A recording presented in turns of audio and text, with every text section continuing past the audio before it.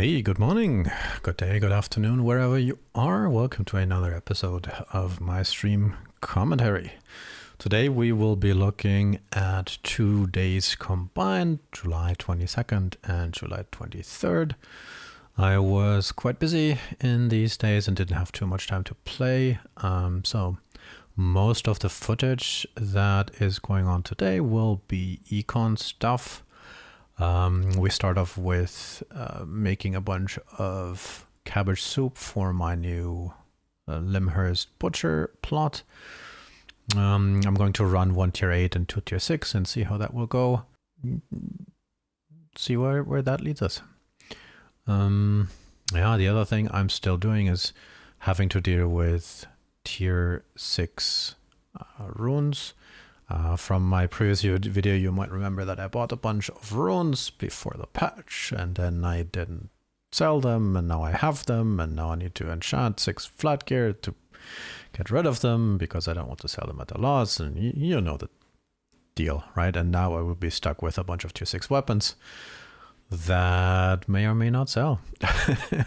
One of the first things I noticed was that I valued the gloves equally in terms of buy order, but I wasn't thinking that through enough, because I think one or two of the glove weapons are not as popular as some of the other ones, because some of them are used as escape / movement / actual fighting PvP kind of items, and some of the other ones just don't have that feature, so they're not as interesting to a lot of players.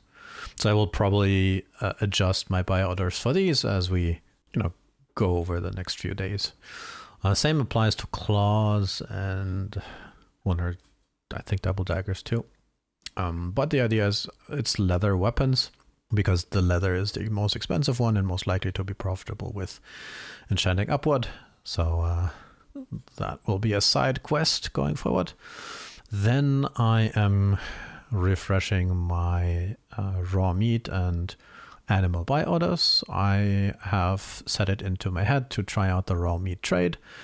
The prices for raw meat and farmables in general have been one of the most stable things I have ever seen in Albion. For some reason, you can seasonally buy stuff at like 300 and something, and then almost always sell off whatever you have at 400. It just takes time. So there's these back and forths and ebbs and flows in the meat and farmables market, and it's very remarkable to me how these are so stable between 300 and 400 silver for raw meat and other things. Exceptions to that are some of the herbs that shot up in price with the new patch and the demand for food. So yeah, I so far I don't quite get the volume I would like in terms of buy orders. And if I would put buy orders higher, then I would end up probably with a bunch of excess meat that I'm essentially buying above cost. This is the second session of the day. I think we got interrupted, but what we just do is relog one of our alts. We had to buy a Renew Premium for my crafting alt. That crafting alt has cooking maxed out, and it costs me 15 focus. Curious. Cost me 15 focus to butcher a animal, which is pretty nice. So it goes through these animals quite a lot, and I'm getting the feeling that with what I have planned, meaning one plot with a butcher in every city, one alt is probably not enough if we actually buy some volume there. I'm transporting a bunch of stuff here from Limhurst to Fort Sterling. Essentially, the idea is that every city has a meat butchering bonus to a special animal. So you just buy animals in every city and move them along. I have a little system developed where I, at this point, have a guild island in every city. And in each guild island in the chest, I have a move to tab that goes in both directions. So I have one, for example, in Lyndhurst that says move to Fort Stirling or Thetford, and the other one says move to Bridgewater and Martlock. And then if I buy stuff in the markets, I just either need it locally or I know it's destined to get moved. And then I just put it in the respective tab to move to whichever direction, left or right on the world map. And then whenever that tab fills up, I do a trip. So I avoid making half full trips or half empty trips. And most of the goods I'm buying are not so time sensitive that I would need to rush.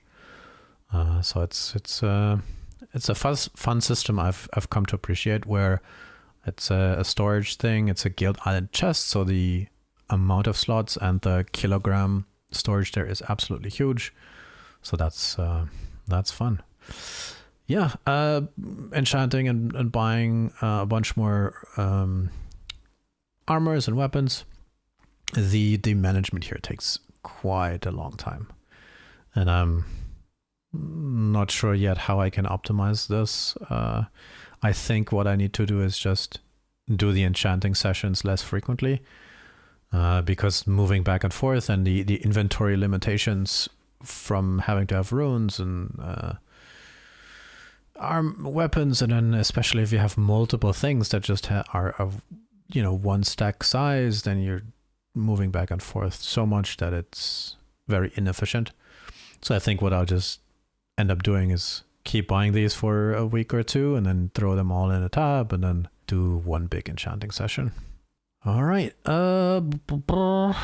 What else are we doing today? I wanted to mention one more thing from a previous episode that I just realized like 2 days ago, which is if you are doing farming on your islands, that actually got sort of buffed with the recent patch. If you're okay with using learning points for farming, now it is possible to boost that frame progression with quick learn, where before you couldn't use learning points on farming.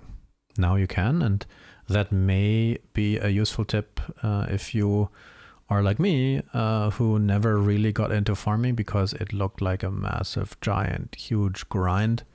That wasn't gonna be fun. Yeah, that maybe an incentive to to try again, especially if you have spare learning points. On the 23rd, then I think I was chatting to a bunch of people and was actually looking up guild stuff for most of the day. So right now, as you can see, I'm doing all these solo econ activities that you can just do by yourself as a loner. Unfortunately, that is not going to be fun for a long time, and I am already noticing that I will need to mix it up. Otherwise, I will stress a bit about doing repetitive things for like the first month. I want to progress this, I want to grind it, but I want to mix it up as much as possible. So right now I'm actively looking for a guild on the Americas server that preferably does 08 to 12 UTC content. Again, if you know somebody who is in that sort of time range, get in touch. I would love to set up something. I'm perfectly happy to run some events at 10 UTC. That's sort of my target, that I maybe during my stream I have the time and the consistency to at 10 UTC on the America server do something for 2 hours until downtime. Maybe do some group dungeons, some Everroad, some whatever happens, some roaming. And that hopefully becomes one of the things I can also document here for the series. So let me know. The other thing I wanted to briefly mention is that in the previous video I said that the lumber mill price I was able to set at 388. That is already back to 300, and competition is just like, yeah, let's go down. So if all my math is right, then probably the estimate is that I will lose 10 million silver per month per plot for this city plot pickup grind. So that's like, if we end up with 2 months and 10 plots, that's like 200 million silver. Plus a lot of work. So I'm still looking at how I can optimize that, but yeah, it's not the most best thing if you're just by yourself. Again, the way you make buildings profitable is by doing it for your guild, for your group, by having associates, by getting people to use your plots. Yeah, and then we end up with some Brazilian farming. I literally, on that day, I think I just did farming because I was pretty busy. I only had a little bit of time. I was doing some other stuff and chatting to people and so on and so forth. So yeah, hope you have a good day, and see you tomorrow.